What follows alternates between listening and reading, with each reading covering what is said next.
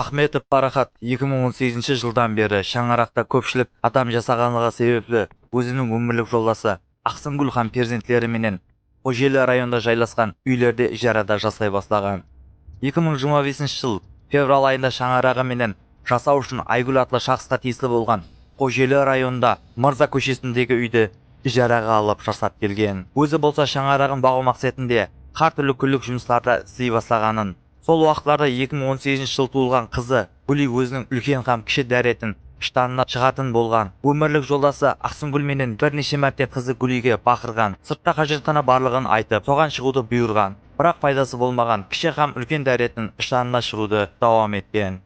Өмірлік жолдасы Ақсыңгүл бұған ашу келетінін, һәм оны таяқпенен ұра бастағанын, сол уақытта қызы Гүли 7 жаста болғанлығын, 2025 жыл феврал айында Парахат жұмыстан қайтып келгенде асханада Гүлидің аяқларына темір саплы балтамен ұрып атырғанын көрген. Гүли болса жылап атырғанын, өмірлік жолдасы Ақсыңгүлге неге аяқларына балтаменен ұрып атырсаң дегенде, көп үлкен қыз, сыртта қажетхана бар, неге барып кіші һәм үлкен дәретін тастап келмейді, ұруды давам еткен. Кейіннен оны тоқтатып, Гүлидің аяғын көргенде бармақлары балға тиген жерлері қызарып тұрғанлығын көрген. Гүлиді шетке алып шығып, Ақсыңгүлді тыныштандырған соң, Гүли 2 күн давамында үйдегі горшокпен майдалап, бірақ арадан 3 күн уақыт өткеннен кейін Гүли және штанына шығуды давам еткен. Парахат үйде уақытында Ақсыңгүлге қоңырау қылып, жұмыстан шақыртып алған. Үйге келіп, Гүлиді шомылдырып, таза киімдерін кидіріп, сол күні үйде болған. Бірақ сол күні кеште Гүли штанына және сыйып қойған. Һәм Ақсыңгүл Гүлиді үйдің алдынан шығарып тастап, Гүлиге суықта тұруды бұйырған. Бұндай жағдайлар 2-3 күннен тәкрарланатын болған. Арадан бір хапта уақыт өткеннен кейін Парахат жұмыстан келсе, қызы Гүлидің аяғында бармақлары іріңлесіп, қарайып кеткенлігін көрген. Сол арада өмірлік жолдасы Ақсыңгүл Гүлиді өзінің үйі Ахмет ағаның үйіне апарып, бармақларын көрсетсе, Ахмет аға Гүлидің бармақлары түсіп қалатынын айтып, һәм оған солидол байлап жіберген. Кейіннен ала қызының бармақлары қарайып, етлері түсіп, сүйегі көрініп қалған. 5 апрель күні қызының шеп аяғының бармақлары тек қана кітті ет ұстап тұрғанлығын көріп, қайшы жәрдеміне кесіп алып тастаған. Һәм сол күні кесілген 5 дана бармақты қара пакетке салып, Ақсыңгүлге Гүлидің бармақлары екенлігін айтып, үйдің кірген жеріне қойып, өзі болса жұмысқа кеткен. Бірақ сол күні үйге қайтып келсе, қара пакет жоқлығын Ақсыңгүл мусорға тастап жіберген болса керек деп ойлағанын, Гүлиді емдеуханаға көрсетейін десе, өздерінің ісінен жинаят ісі қозғатылып кетуінен қорыққан. 2026 жыл Парахат үйіне жұмыстан келсе, Гүли және штанына майдалап қойғанын, һәм сабақларын жазбағанлығы себеплі Ақсыңгүл үйіне алып қойған топпенен істейтін пешканы тоққа тығып, Гүлиді жерге жаттарып, оның арқа тарапынан басқанын көргенін. Бұндай жағдайлар Ақсыңгүл тарапынан тез тәкрарланып тұратынын, 2026 жыл Ақсыңгүл Гүлидің бетіне ішіп отырған ыстық қара шайын құйып жібергенін де мәлім еткен.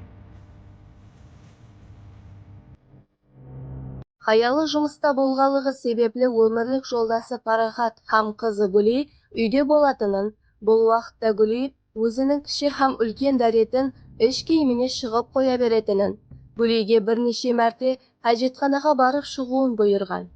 Хаялы Ақсыңгүл хамиледар болғалығы себеплі ауылдағы емдеуханаға көрінуге барып келгенде, қызы Гүлиден бет-жүздерінде көгерген іздер көрген.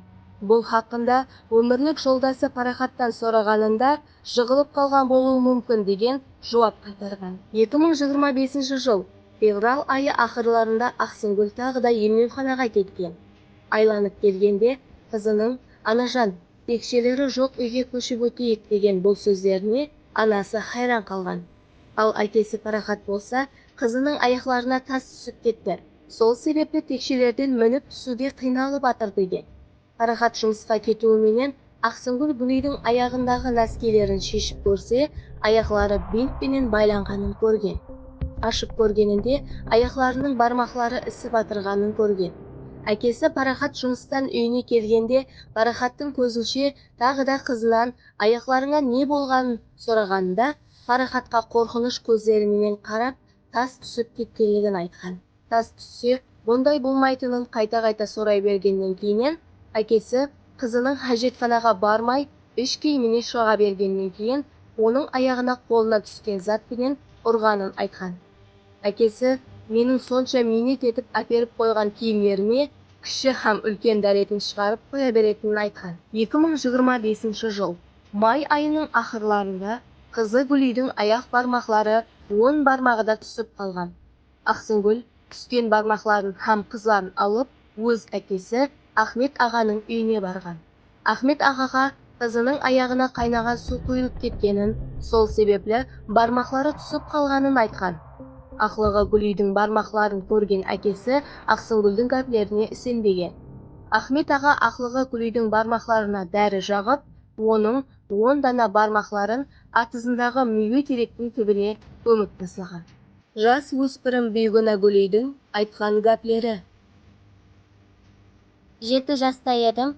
Ата-анам жылдар давамында мені ұрып басым өткеріп келді.